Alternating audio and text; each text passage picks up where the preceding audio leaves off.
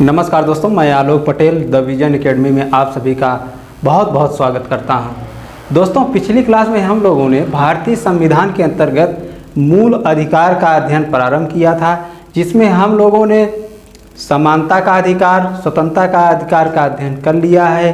अब इसी कड़ी में क्लास को कंटिन्यू करते हुए हम लोग शोषण के विरुद्ध अधिकार, धार्मिक स्वतंत्रता का अधिकार, संस्कृति एवं शिक्षा का अधिकार और संवैधानिक उपचारों का अधिकार का अध्ययन करेंगे। दोस्तों, अगर हम लोग शोषण के विरुद्ध अधिकार की बात करें तो इसका उल्लेख अनुच्छेद 23 और 24 में किया गया है। अनुच्छेद 23 में कहा गया है कि मानव के दुर्व्यापार, बेगार एवं बलात् श्रम पर प्रतिबंध लगाया जाएगा। इसका तात्पर्य है दोस्तों, मानव अर्थात स्त्री और पुरुष को बेचना और खरीदना एक जघन्य अपराध होगा। जैसे हम लोग बाजार में जाते हैं, साधारण वस्तु कोई खरीद के लाते हैं, उसी प्रकार से स्त्री और पुरुष का क्रय विक्रय करना एक अपराध की श्रेणी में आएगा। इसी बात का उल्लेख अनुच्छेद 23 में किया गया है।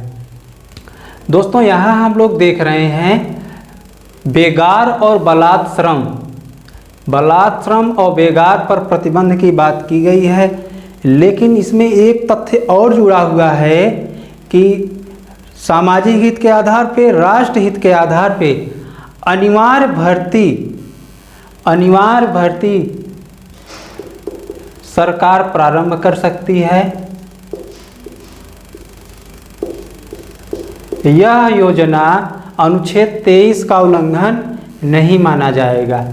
अनिवार्य भर्ती योजना अनुच्छेद 23 का उल्लंघन नहीं माना जाएगा। आपातकाल के दौर में सेना अनिवार्य भर्ती परीक्षा कर सकती है, अनिवार्य सेवा नागरिकों से ले सकती है, तो उस दशा में बेगार या बलात् श्रम नहीं माना जाएगा। इसी तरह से दोस्तों, अनुच्छेद 24 में बाल श्रम निषेध की बात की गई है। इसमें कहा गया है कि 14 वर्ष से कम आयु के बच्चों को खानों, कारखानों और खतरनाक जगह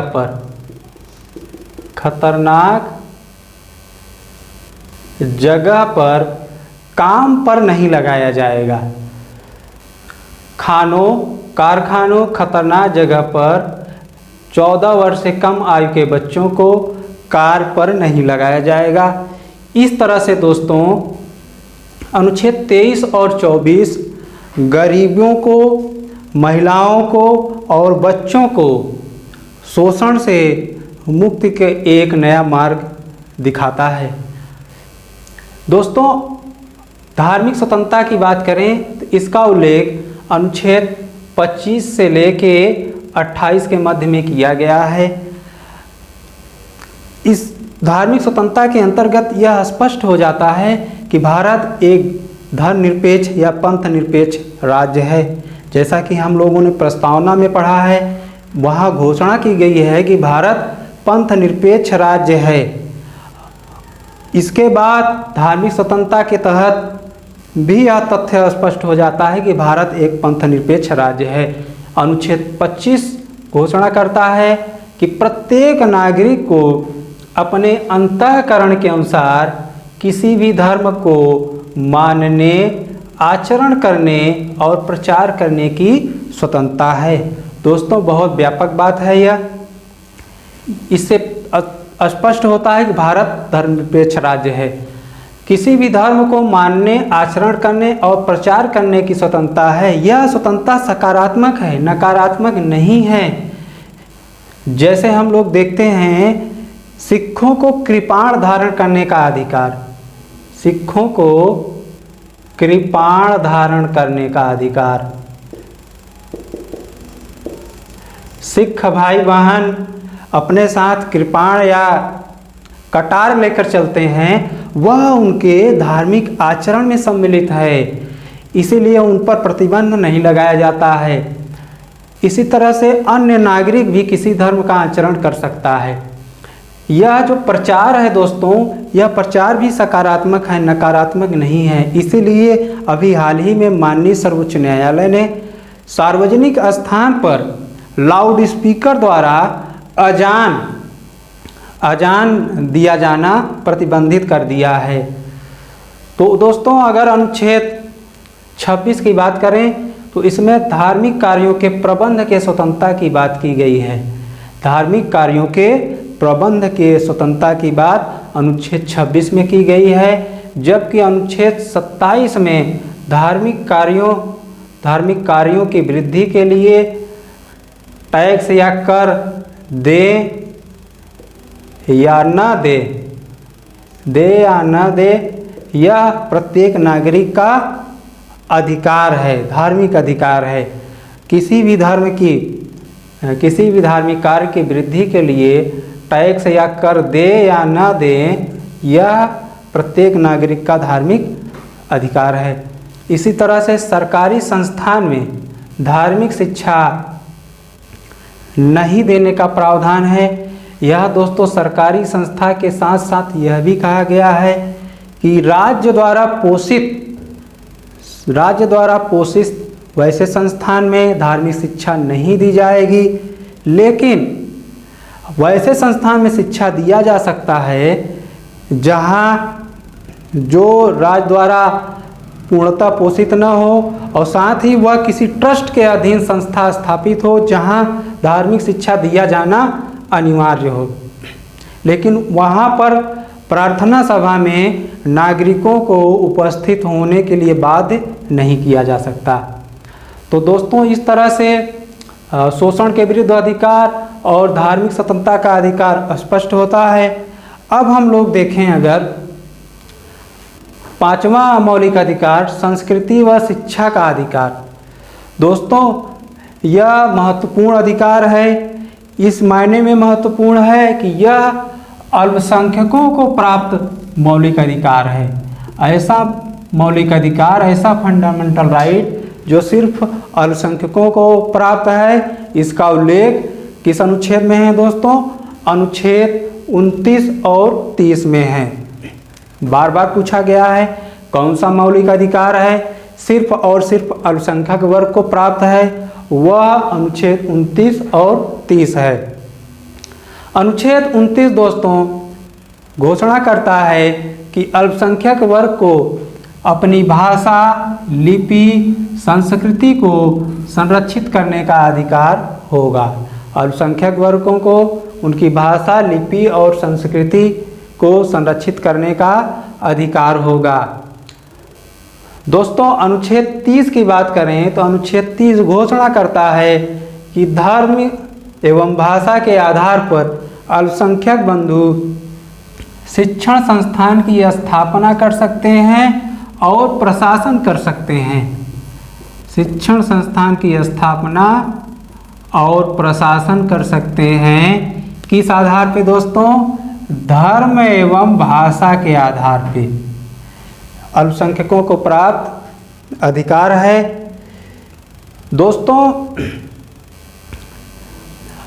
एक बार बाबा साहब भीमराव अम्बेडकर से पूछा गया कि आपकी नज़र में संविधान की आत्मा क्या है, संविधान का हृदय क्या है? तो दोस्तों उन्होंने घोषणा किया कि मेरी नज़र में अनुच्छेद 32 या संवैधानिक उपचारों का अधिकार संविधान की आत्मा है। B.R. अम्बेडकर ने कहा संविधान की आत्मा किसने कहा? B.R. अम्बेडकर ने। किसे कहा दोस्तों? अनुच्छेद 32 को कहा। लेकिन सामान्य रूप से अगर पूछा जाए कि संविधान की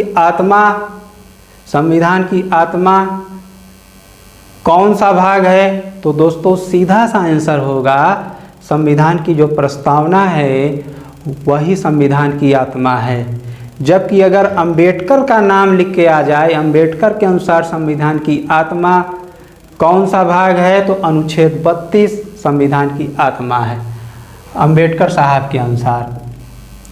दोस्तों, अनुच्छेद 32 एक ऐसा मौलिक अधिकार है जो मौलिक अधिकार होने के साथ साथ भी अन्य मौलिक अधिकार का संरक्षक भी है।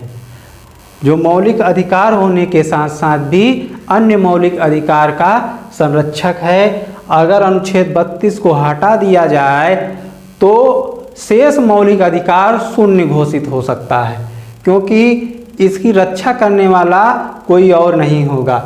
अनुच्छेद 32 घोषणा करता है कि मौलिक अधिकारों के हनन होने की स्थिति में कोई भी नागरिक सीधे सुप्रीम कोर्ट जा सकता है।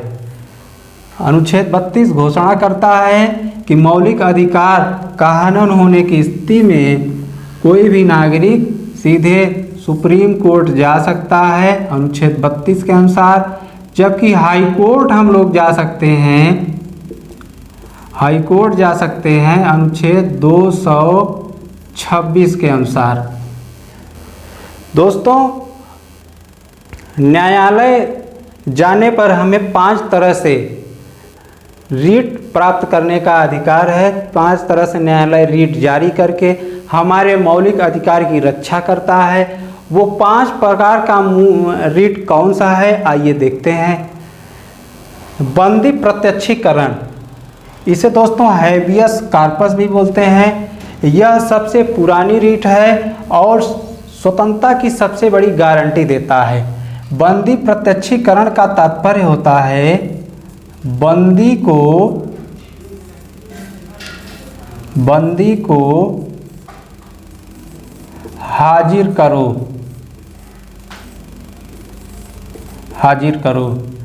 बंदी प्रत्यक्षीकरण, जैसे दोस्तों किसी नागरिक को अगर गिरफ्तार किया जाता है तो गिरफ्तारी के 24 घंटे के भीतर उसे हाई कोर्ट या सुप्रीम कोर्ट में हाजिर करना होगा और न्यायालय यह तय करेगा कि गिरफ्तार व्यक्ति है उसको गिरफ्तारी का कारण उचित है या अनुचित। अगर गिरफ्तारी का कारण अनुचित है तो तुरंत रिहा करने का आदेश दिया जाता है। दोस्तों, अगला जो रीट है वो परमादेश है। इसको मैंडमस बोलते हैं। इसका तात्पर्य होता है हम आदेश देते हैं, हम आदेश देते हैं। किसे आदेश देते हैं? दोस्तों, न्यायालय परमादेश रीट के माध्यम से सरकारी व्यक्ति को या राज्य को आदेश देता है कि आप अपने दायित्व का पालन करिए, आप अपने कर्तव्य का पालन करिए, अन्यथा आपको दंडित किया जाएगा। अगला जो रीट है दोस्तों, अधिकार परीक्षा को वारंटो। इसका तात्पर्य होता है किस अधिकार से। दोस्तों, जब कोई व्यक्ति ऐसे पद को हथिया लेता है जिसे प्राप्त करने का उसे अधिकार नहीं है, तब न्यायालय ऐसे व्यक्ति को वारंटो या अधिकार परीक्षा रीट जारी करके उससे पूछता है कि आप किस अधिकार से इस पद को धारण कर लिए हैं। दोस्तों, अगली जो रीट है वो दोनों न्यायिक रीट है। न्यायिक रीट है, यह तब जारी किया जाता है जब निचली अदालत द्वारा उनकी सीमा के बाहर का मामला सुना जा रहा हो। प्रतिषेध या प्रोहिबिशन रीट में हाई कोर्ट या सुप्रीम कोर्ट उनसे निचली अदालत में कोई ऐसा मामला हो जो उनकी सुनवाई के क्षेत्र का बाहर का मामला हो, सुनवाई न हुई हो, उस दशा में प्रतिषेध रीट को अपने पास मतलब ऊपरी अदालत में मंगा लिया जाता है और उसकी सुनवाई की जाती है। जबकि उत्प्रेषण रीट तब सुना जाता है जब सुनवाई हो चुकी होती है।